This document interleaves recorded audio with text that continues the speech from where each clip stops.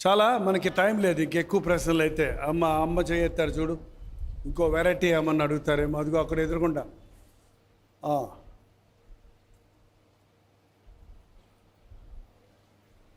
అయ్యగారికి వందనాలు. సేవ చేయాలంటే బైబిల్ ట్రైనింగ్ చేయాలా, మామూలుగా చేయొచ్చా? ఏదమ్మా సేవ చేయాలంటే బైబిల్ ట్రైనింగ్ చేయాలా? ట్రైనింగ్ చేస్తే కొంతమంది ట్రైనింగ్ చేసి మామూలుగా ఏవో చెప్తా ఉంటారు. అలాగా ట్రైనింగ్ చేయకపోయినా సేవ చేయొచ్చా? మంచిదమ్మా, మంచిది, చాలా సంతోషం. ఓకే, ఇప్పుడే చెప్పనా, చివరిలో చెప్పనా? మాకు కూడా ఈ అనుమానం ఉందండి. దేవుని సేవ చేయాలని ఉంది, మేము ట్రైనింగ్ అవ్వాలా అనే అనుమానం మాకు కూడా ఉంది అన్నవాళ్ళు చేయి చూపించండి. ఇంకో ఇక్కడ కొంతమంది ఉన్నారు, పైన నాకు కనపడతలేదు, పైన చేతులు ఎత్తున్నారు కొంతమంది. Very good. దేవుని చిత్తం తెలుసుకోవాలనుంది మా జీవితంలో అన్నవాళ్ళు చేయి చూపించండి. ప్రతి క్రైస్తవుడికి ఈ సందేహం ఉంటుందండి, ఆశ ఉంటుంది, కానీ చిత్తాన్ని తెలుసుకోలేకపోతున్నారు. ఎందుకు? ప్రార్థన చేసినా కొన్నిసార్లు దేవుడు జవాబు ఇవ్వడు. ఎందుకు అనే ప్రశ్న మాకు కూడా ఉందన్న వాళ్ళు చేసి చూపించండి.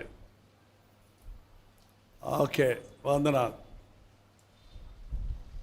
దేవుడు ఏది చేసినా మనకు మేలుకే చేస్తాడు, కానీ హానికి చెయ్యడు. మనం ప్రార్థన చేసి అడిగినా అది మనకు బెస్ట్, ఉత్తమమైనది కాకపోతే, అది మనకు అవసరమైనది కాకపోతే, మన కోరికలు చాలా ఉంటాయి, మన అవసరాలు కొన్నే ఉంటాయి. కోరికలంటే అన్నీ కావాలనుకుంటాం, కానీ మనకు అవసరమైనవి కొన్నే ఉంటాయి. దేవుడు ఎప్పుడు మన అవసరతలు తీరుస్తాడు, కానీ మన గొంతమ్మ కోరికలన్నీ తీర్చడు. ఎందుకంటే ఆ కోరికలన్నీ తీరిస్తే నువ్వు దేవుడు అక్కర్లేదుక. నీవు ఆ బంగారము, వెండి, డబ్బులు నువ్వు అనుకునేవన్నీ జరిగిపోతే నువ్వే దేవత అయిపోతావు, లేకపోతే దేవుడు అయిపోతావు కదా. అంతేకాదు, కొన్నిసార్లు మన చిన్నపిల్లోడు వచ్చి మీరు గడ్డం చేసుకుంటుంటే, డాడీ ఆ బ్లేడ్ నాకు ఇవ్వా అని అడిగితే మీరు ఎంత ప్రేమించే బిడ్డ అయినా ఇస్తారా? ఎవరు? ఎందుకు? ఏడిసినా ఎవరు? ఎందుకు? అది వాడు హాని చేసుకుంటాడు.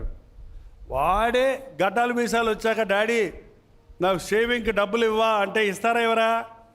ఇస్తారు. ఎందుకు? అప్పుడు అది అవసరం వాడికి. అలాగే దేవుడు కొన్ని మనం అవసరం లేని అడిగినప్పుడు దేవుడు ఇవ్వడు. అంతేకాదు, అది ఒక కాజే కాదు, దేవుని కార్యాలు వివిధంగా ఉంటాయండి.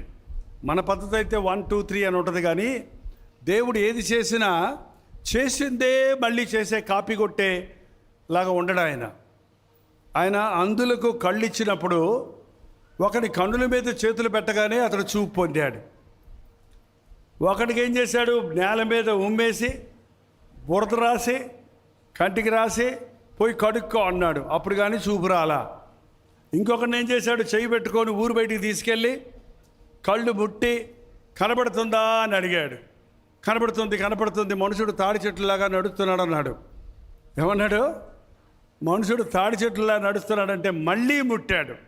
అప్పుడు స్పష్టంగా, ఎందుకు ముగ్గురికి 3 రకాలుగా చేశాడు ఆయన చిత్ర విచిత్రాలు చేసే దేవుడు, డిటో చేసేవాడు కాదు అసలే. మనల్ని కూడా రకరకాలుగా చేశాడు. మనమందరం ఒకలాగా ఉన్నామా? ముద్ర కుట్టినట్టు ఒకలాగా ఉన్నామనుకోండి, మీరు టిఫిన్ తినిపోతే వెనకాల వచ్చినట్టు బిల్లు కట్టమంటారు. మీరు పరీక్ష రాసి కష్టపడి పరీక్ష రాస్తే వాడొచ్చి నేనే రాశాను అంటాడు. అందుకని దేవుడు మనల్ని ఎంతమంది ఉన్నా మన ముఖం లాంటి ముఖం మరొకటే లేనే లేదు.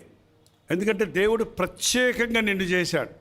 నీ కొరకు ప్రత్యేకమైన ఉద్దేశం ఉంది. పక్కోళ్ళకి ఇచ్చావు,